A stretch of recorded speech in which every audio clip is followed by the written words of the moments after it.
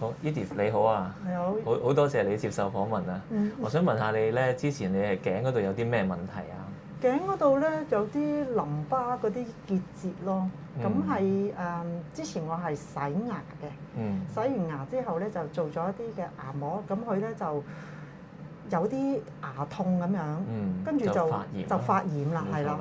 咁之後咧有好幾粒啦，就頸嗰度有成4-5粒嘅淋巴結啦。係，耳後邊都有。冇錯，係啦。咁就你食咗啲中藥之後咧，你覺得而家點啊？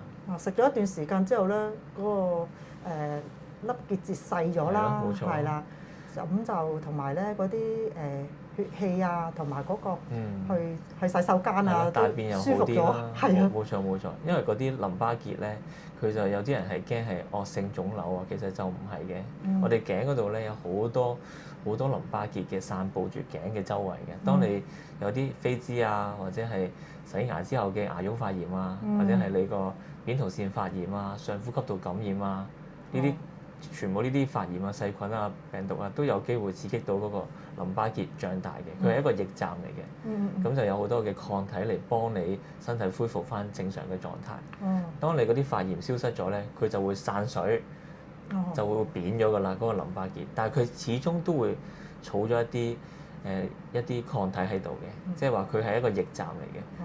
警察局一定有警察噶啦。即係其實幫緊我嘅。係啊，佢係一個駐守喺你個頸，幫緊你防衞一啲外在嘅一啲病毒啊入侵嘅問題嘅，所以都係一個防衞部隊嚟嘅。即係你唔使太介意話你條頸以後都係有粒嘢喺度咯喎，佢扁扁地冇乜事嘅，你唔需要太在意佢會唔會變腫瘤啊，即係唔使呢個擔心嘅。係啦，咁樣咯。即係唔會冇。會存在喺度，通常都會繼續喺度有少少地扁咗嘅，不過會。咁會唔會下次再發嗰時喺第二個位置嗰度標一粒出嚟咧？又都有可能㗎。係啊，但係通常會標翻原位脹大。OK。係啦，咁樣咯。好。OK，唔使驚嘅，呢啲散咗就 OK 㗎啦。係咯。OK，多謝你俾呢個知識。好，唔使客氣，好。多謝你接受訪問。唔該。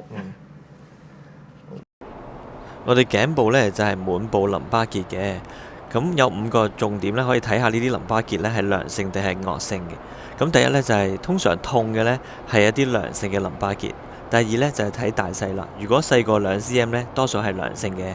第三就係睇下佢活動度。如果摸落去咧，佢係離開皮膚而推動到嘅話咧，咁通常係良性嘅。第四咧就係睇軟硬度，通常係軟嘅咧比較似係良性。咁如果咧身體冇感染，短期內咧呢啲淋巴結咧又喺度變大得好快喎，咁就要盡快求醫咧，做一啲檢查，睇下咧佢係良性定係惡性啦。